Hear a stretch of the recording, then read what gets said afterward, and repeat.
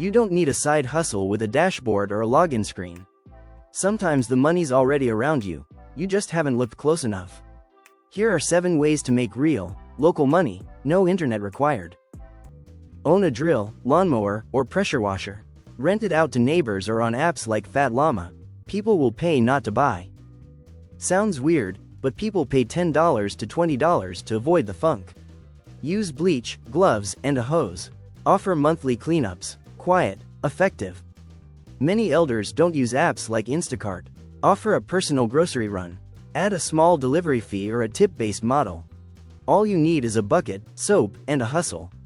Start with your own ride and take before and after pics to show neighbors. No need to be a landscaper.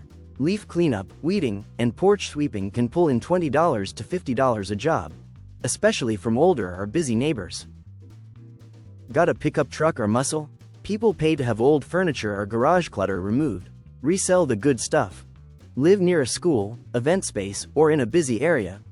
Someone will pay to park or store a motorcycle or boxes in your shed.